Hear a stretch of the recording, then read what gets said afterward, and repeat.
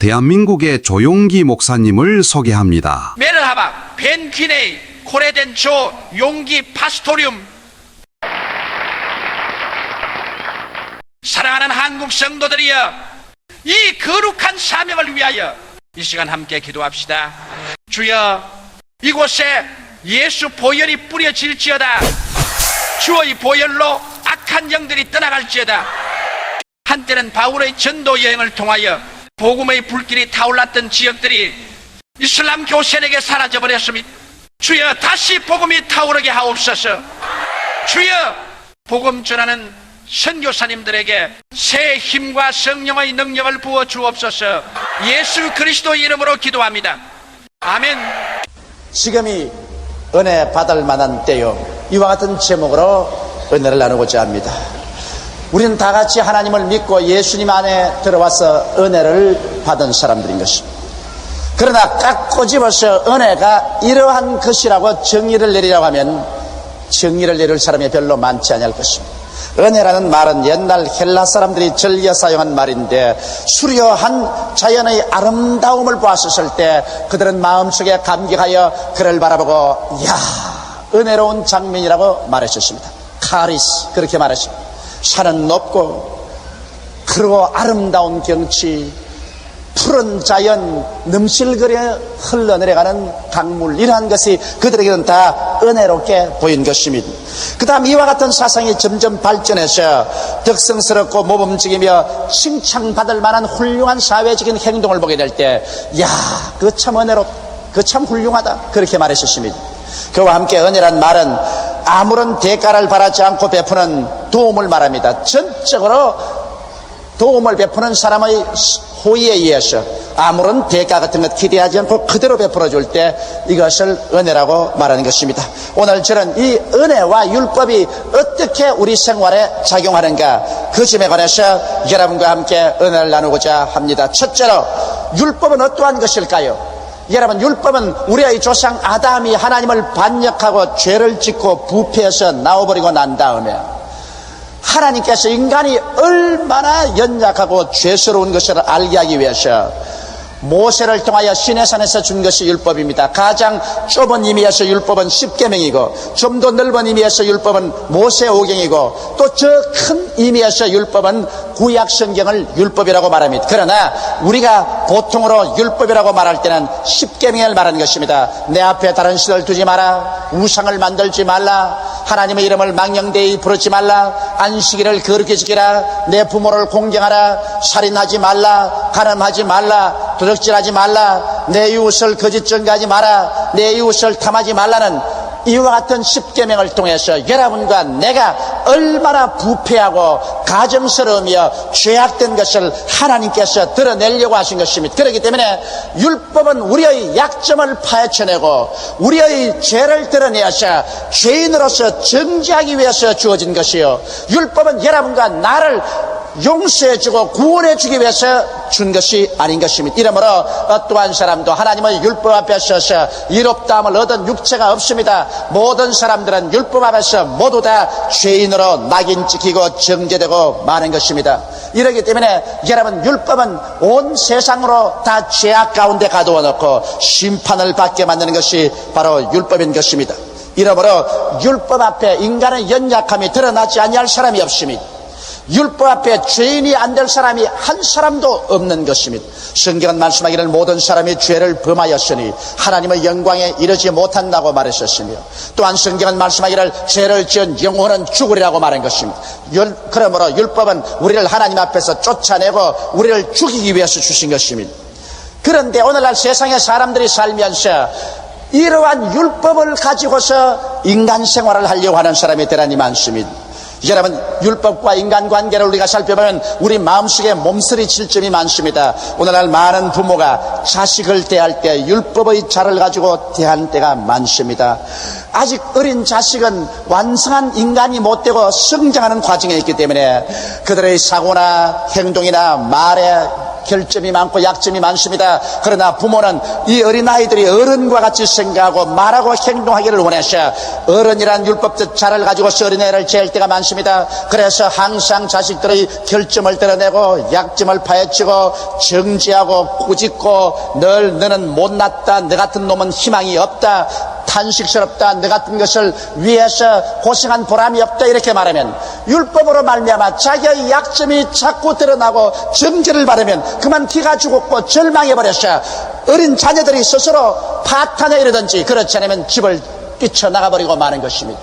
물론 법은 필요하지만은 그러나 은혜와 사랑으로 감싸주지 아니하면 불완전한 어린 자녀들이 견뎌낼 수가 없는 것입니다. 더 나아가서 여러분, 오늘날 수많은 가정들이 파괴되어 가고 있는 것입니다.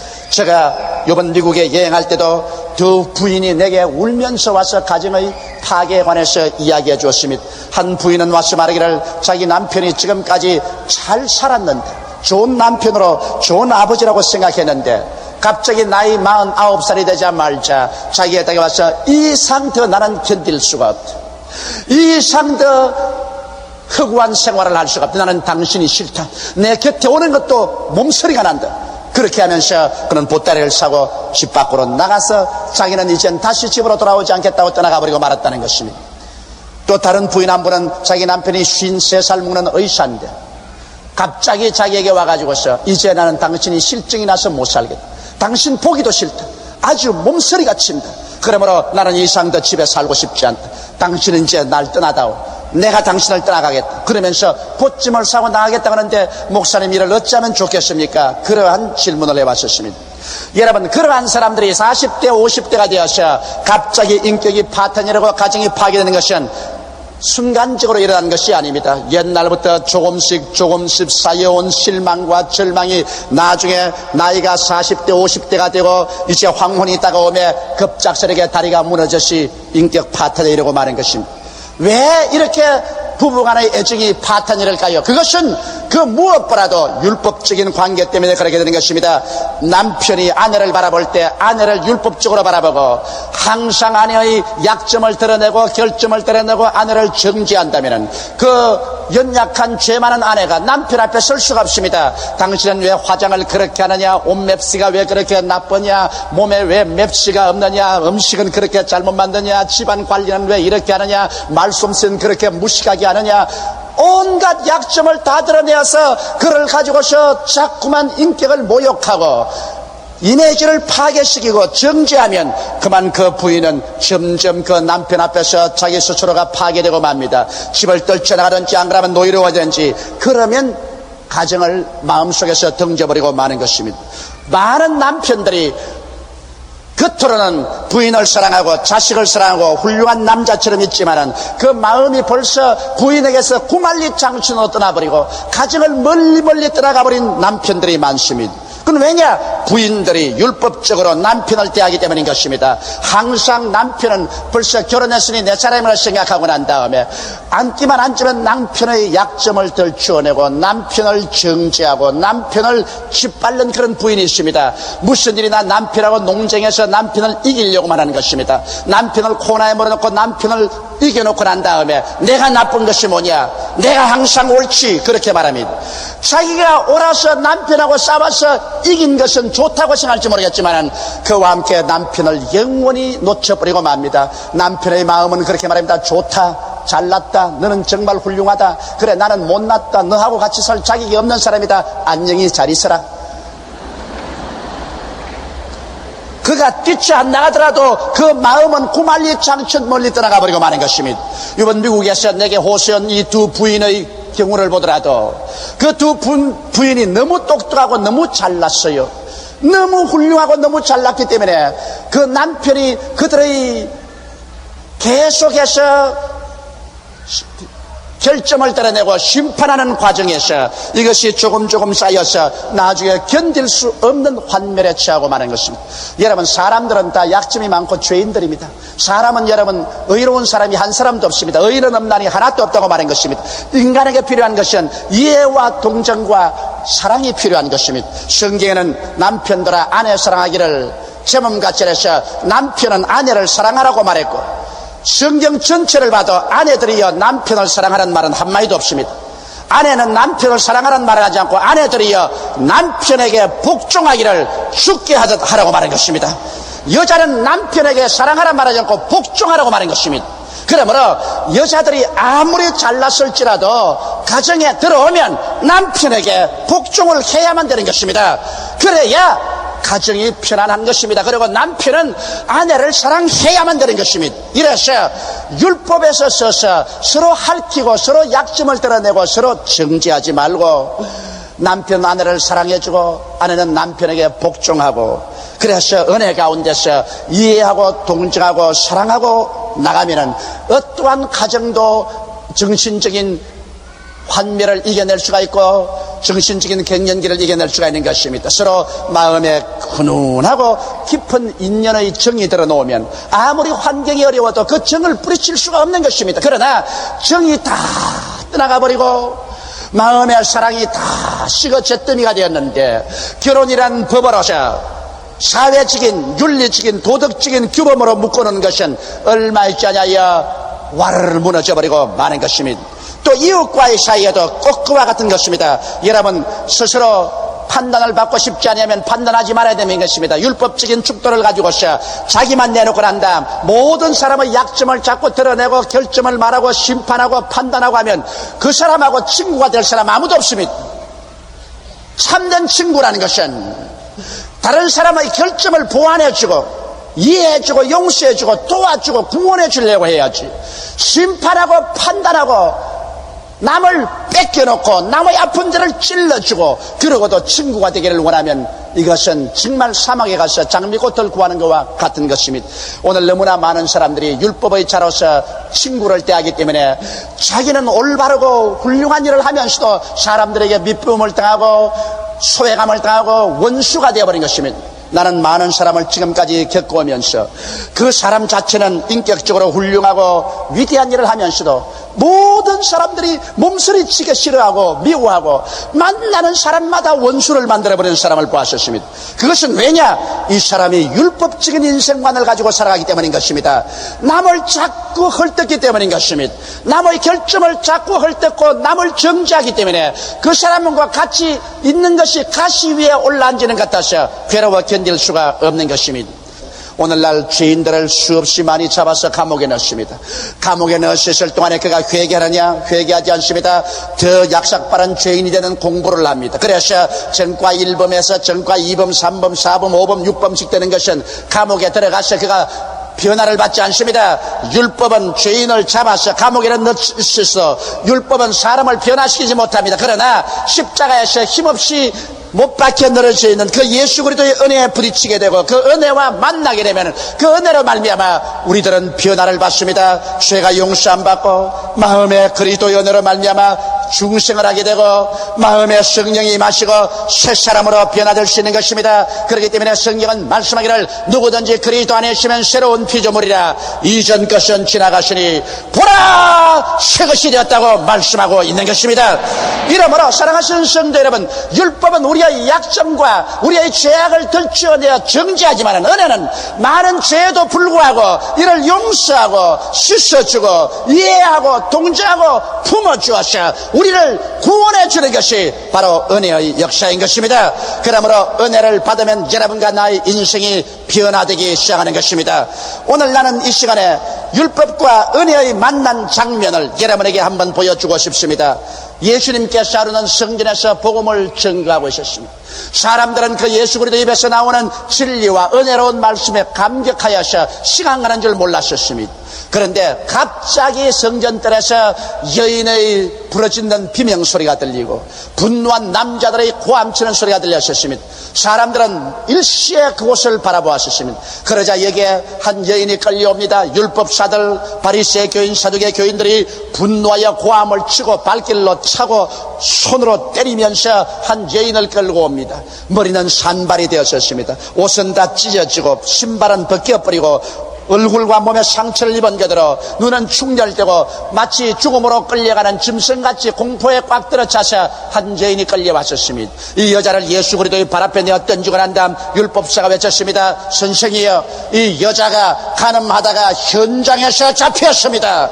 모세의 율법에는 이러한 여자를 돌로 쳐서 죽이라고 말하고 있습니다. 선생이여, 당신은 이 여자를 어떻게 하겠나이까? 이 위선자들, 만일 그 사람이 이 여자가 간음하는 현장에서 잡혔으면 왜 남자는 끌고 오지 않고 여자만 끌고 옵니까? 이거 벌써 위선자들이 아닙니까? 예수 그리스도를 책잡으려는 것입니다. 당신이 만일 하나님 아들이면 율법을 지켜야 될 것 아니야. 그러면 율법대로 이 여자를 돌로 써서 죽이는데 동의해야 될 것이 아니냐는 것입니다. 그러나 예수님은 사랑의 예수님이라 이 죄인을 돌로 쳐 죽일 수 없다는 것을 알기 때문에 예수님을 책잡으려고 하는 것입니다. 그럴 때 예수님께서는 두말하지 않고 그 군중들 앞에서 허리를 굽혀 손가락으로 글을 썼습니다. 성경에는 무슨 글을 썼다고 말하고 있지 않지만 제가 30년간 설교를 하고 목회를 해오니까 예수께서 무엇을 썼을 것이라고 짐작할 수 있습니다. 틀림없이 예수님께서 십계명을 썼습니다. 내 앞에 다른 신을 두지 말로부터 시작해서 마지막으로 내 이웃을 탐하지 말라는 십계명을 주님께서 손가락으로 썼습니다. 그 어깨너머로 글을 쓰고 있는 예수님을 바라보고 다 아는 십계명 무엇 때문에 쓰느냐고 생각하고 그들은 생과 같이 제출했습니다. 예수여, 이 여자를 어떻게 할까요? 율법은 쳐서 죽이라고 합니다. 그럴 때 천천히 예수님은 일어나셔서 큰 자로부터 낮은 자까지 뚫어지게 눈동자를 바라보시고 난 다음에 주님께서 장엄하시고 음하신 목소리로 말씀하십니다. 너희 중에 죄 없는 자가 돌을 들고 이 여자를 먼저 쳐라. 그 말에 심장이 얼어붙는 것 같습니다. 온 사람들의 몸에 소름이 끼쳤습니다. 그러고 난 다음 예수 그리스도의 얼굴에는 분노가 꽉 들어찼었습니다. 지금이라도 당장에 하늘에서 벼락을 불러내릴 듯한 그런 기세에 섰습니다. 그러면서 예수님은 또다시 그 손가락을 내밀어서 힘차게 땅에 기록하기 시작했습니다. 그들은 예수 그리스도의 손가락을 따라 읽었었습니다. 성경은 역시 뭐라고 썼다고 기록하지 않았지만 나는 그 내용이 무엇인지 짐작할 수 있습니다. 큰 자로부터 작은 자까지 그들이 숨은 가운데서 남몰래 지은 죄악을 주님께서 남김없이 써내려가고 있는 것입니다. 그래서 큰 자로부터 작은 자까지 예수 그리스도의 손가락에 써가는 글을 보자 말자 소소라쳐 놀랐습니다. 그들이 돌을 들어 이 여자를 쳤다가는 그 돌에 자기들도 다시 맞아 죽을 수밖에 없다는 것을 알자 말자 한두 사람 그들은 돌을 쓸어 놓아버리고 나는 시간이 바빠서 가야 되겠다. 나는 소를 돌보러 가야 되겠다. 나는 시장에 갈 시간이 늦었다. 나는 내 아내가 기다린다. 그러고 난 다음 다 도망을 쳤었습니다. 그들이 선 자리에는 그들이 들고 있던 날카로운 돌들만 느질분하게 흩어지고 얼마 있지 않아야 한 사람도 없이 다 도망을 치고 말한 것입니다. 율법 앞에서 심판을 당할 때 견뎌낼 자가 없습니다. 이 여자를 돌로 치려고 하던 살기등등한 사람들이 예수 그리스도의 손가락이 그들의 가슴 속에 비밀로 감추인 죄악을 드러내자 한 사람도 예수님 앞에 견디지 못하고 마치 태양 앞에서 녹아지는 이슬같이 사라져버리고 말한 것입니다. 예수님께서 한참 만에 허리를 펴시고 말하십니다. 여자여, 고개를 들라. 지금이라도 당장 돌이 날라와서 자기를 죽일 것 같아서 머리를 잔뜩 손으로 끼어안고 벌벌 떨고 있던 여자가 손을 내리고 조심스럽게 고개를 들었습니다. 여자여, 너를 정죄하는 자가 있느냐? 오른편을 살펴보았습니다. 왼편을 살펴보았습니다. 살기 등등하던 군중을 온데간데였고 그들이 들었던 그 날카로운 돌들만 그곳에 느질분하게 흩어져 있습니다. 여자는 소스라쳐 놀랐었습니다. 무엇이라고 말할 수가 없습니다. 그는 예수 그리스도를 쳐다보고 놀란 눈을 예수 그리스도의 얼굴로 돌이켰었습니다. 주여, 나를 정죄한 자가 다 가버리고 없습니다. 예수님은 고개를 끄덕끄덕 하시고 난 다음에 이 여자를 보고 말씀했습니다. 여자여, 나도 너를 정죄하지 아니한다. 집에 돌아가서 다시 죄를 짓지 말라. 이 여자의 가슴 속에 파도치는 하나님의 은혜가 부딪혀 왔었습니다. 그는 꼭 죽을 줄만 알았습니다. 또 반드시 율법대로는 그 많은 사람들이 자기 전에도 죽어갔었습니다. 자기는 그날 돌무더기 속에 돌아간 줄 알았는데 예수 그리스도를 만남으로 말미암아 기적적으로 그는 살아날 수가 있었습니다. 그리스도의 그 용서와 그 은혜에 부딪히자 그 영혼 속에 뜨거운 감격이 솟구쳐 올랐습니다. 뜨거운 눈물이 그 얼굴을 적셨습니다. 그는 머리를 다시며 만졌었습니다. 옷을 다시며 만졌습니다. 아마 일어나서 예수 그리스도 앞에서 큰 절을 했을 것입니다. 그는 일어나서 그리스도를 돌아보고 또 돌아보면서 그는 집을 향해서 걸어가면서 말했을 것입니다. 나는 다시 죄를 짓지 아니하리라. 이 크나큰 은혜에 나는 보답해서 나는 새 사람이 되어서 살리라. 그 어린이 하신 말씀대로 다시 죄를 짓지 말라고 하셨으니 나는 다시 죄를 짓지 아니하리라. 은혜는 그 여자를 변화시켜 버리고 말았을 것입니다. 율법은 돌로서 이 불쌍한 여자를 쳐서 죽이려고 했지만은 율법은 이 여자를 회개시키지 못했었습니다. 율법은 이 여자를 변화시키지 못했었습니다. 율법은 이 여자를 구원하지 못했었습니다. 그러나 예수 그리스도의 은혜는 용서와 이해와 동정과 사랑으로 이 여자에게 은혜를 베풀고 이 여자에게 구원을 베풀 수가 있은 것입니다. 이러므로 사랑하는 성도 여러분, 이 세상에 율법이란 반드시 우리에게 필요합니다. 우리가 죄인이기 때문에 내가 죄인이라는 것을 드러내게 하는 것은 율법밖에 없습니다.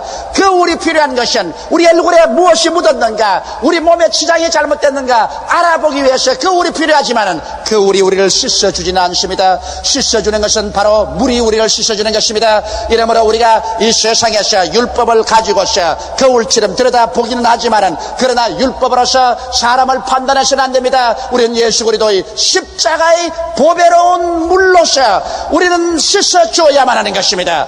예수께서 오늘날 이 세상에 오신 것은 우리로 하여금 심판받거나 정죄받아 멸망시키려고 온 것이 아니라 예수 그리스도의 십자가의 은혜를 통해서 그 보배로운 피로 용서받고 구원받아 새 사람이 되게 하려고 주님께서 오신 것입니다. 그렇기 때문에 오늘 예수님은 당신의 십자가를 통하여 죄를 지었음에도 불구하고 못났음에도 불구하고 버림을 받아야 마땅함에도 불구하고 죄 있는 우리들, 못난 우리들, 빈손 우리들을 향해서 수고하고 무거운 짐진 자여 다 내게로 오라. 내가 너를 쉬게 하겠다고 말씀하고 있는 것입니다. 보라, 지금이 은혜 받을 만한 때요, 지금이 바로 구원의 날이다. 내가 은혜 베풀 때 너를 돕고 구원의 날에 너를 들어주겠다. 그러므로 내게로 오라고 주님께서 청하고 있는 것입니다. 우리는 예수 그리스도 앞에서 은혜를 받았었습니다. 예수 그리스도의 은혜가 아니었더라면 여러분과 나는 모세의 율법 앞에서 능지처참을 당하고 말았을 것입니다. 여러분 가운데 죄를 한 번도 짓지 않은 의인이 있다고 자부할 사람이 어디 있습니까? 살아갈수록 점점 많아지고 쌓여지는 것은 죄밖에 없는 것입니다. 이러므로 모세의 율법을 통해서 하나님 앞에 의롭다 하고 설 수 있는 자격을 얻을 사람은 한 사람도 없습니다. 그러나 예수를 믿음으로 말미암아, 예수께 순종함으로 말미암아 그 보배로운 피로 용서를 받고 의롭다함을 얻고 그 은혜를 받아서 우리는 보기에도 아름답고 듣기에도 아름다운 인간으로 변화되고 올바른 사람이 되고 그리고 온 세상에 하나님의 영광을 나타낼 수가 있습니다. 예수를 통하여 은혜 받아 새 사람이 된 체험을 한 이상 이제는 우리도 은혜에 빚진 사람들입니다. 은혜를 가지고 아내를 대하며, 은혜를 가지고 남편을 대하며, 은혜를 가지고 자식들을 돌보며, 은혜를 가지고 우리 이웃 간에 교제하는 여러분이 다 되시기를 주님의 이름으로 축원합니다. 다 같이 할렐루야. 아멘. 목사님 감사합니다. 구독과 좋아요는 제작하는 데 힘이 됩니다. 감사합니다.